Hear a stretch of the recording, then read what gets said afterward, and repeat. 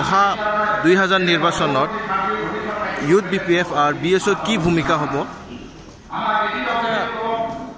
আমি গম পাওঁ যে ইতিমধ্যে 34% of the total vote that is from youth.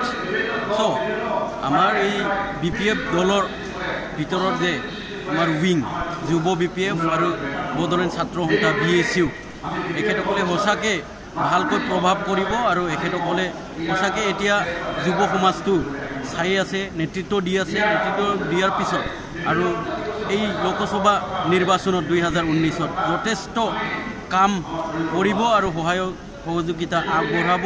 আমাৰ যে বিপিএফৰ কেণ্ডিডেট প্ৰমীলা ৰাণী বাইদেউ এখেতক জিকাবৰ কাৰণে এখেতক ভাল ভূমিকা ল'ব। আপচুৱে যোনটো ভূমিকা লৈ আছে UPPLৰ লগত লাগি ইয়াৰ ওপৰত কি ক'ব?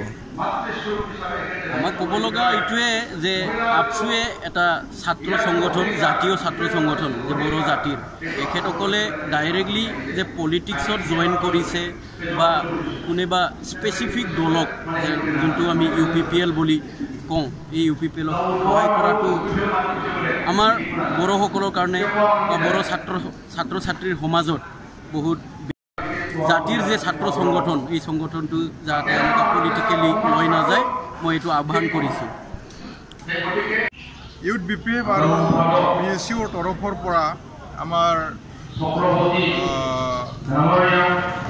BTC অঞ্চলৰ যি যুৱক যুৱতীসকল তেখেতসকলক ইউথ আৰু BSU এখন কৰ্মী সভা আমি পাতিছোঁ। আমাৰ যোৱাকালিৰ পৰা গোসাইগাঁৱৰ পৰা আৰম্ভ হৈছে, আজিলৈ কোকৰাঝাৰ, চিৰাং, কালিগুৰি আৰু এনেকৈ আমি আটাইখিনি ডিষ্ট্ৰিক্টতে আমি কৰিম। আমাৰ উদ্দেশ্য হয় যে আমাৰ আগন্তুক MP ইলেকশ্যনত BSU আৰু ইউথৰ যিখিনি কাম কৰিবলগীয়া আছে, যিখিনি আমি দায়িত্ব ল'ব লগা আছে, এইখিনি আমাক কৰ্মকৰ্তাসকলক অলপ বুজাই দিয়াৰ কাৰণে আমি কৰ্মী সভা। আপুনি কি ভাবে যে অহা নিৰ্বাচনত ইউথৰ কিমান ভূমিকা হ'ব লাগে? হয়, আমাৰ গণতান্ত্ৰিক দেশত যুৱ মহান শক্তি, আৰু যোন দলত যুৱ শক্তি নাথাকে সেই দলে কোনোদিন ছাকচেছ হ'ব নোৱাৰে। আমাৰ বিভিন্ন জাতি জনগোষ্ঠীৰ যুৱক যুৱতীসকল আমাৰ ইউথ BPFত আছে, BSUত আছে। এই হিচাপত আমি ৰাইজৰ ওচৰত আমাৰ যিখিনি প্ৰচাৰ বা আমাৰখিনি ক'বলগীয়া এইখিনি নিশ্চয় আমি ৰাইজৰ ওচৰত নিব পাৰিম বুলি আমি আশা কৰোঁ। যেনে অহা নিৰ্বাচনত আপচুৱে যেনেকৈ পজিটিভলি এটা ষ্টেপ লৈ আছে UPPLৰ ছাপৰ্টত, তো ইয়াৰ বিষয়ত আপুনি কি ক'ব?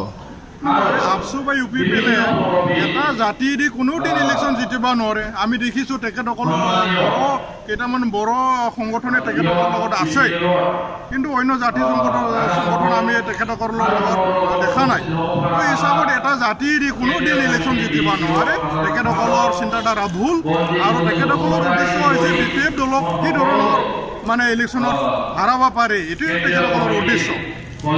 আপুনি ফাৰ্ষ্ট টাইম ভোটাৰ্ছৰ কাৰণে কি ক'ব?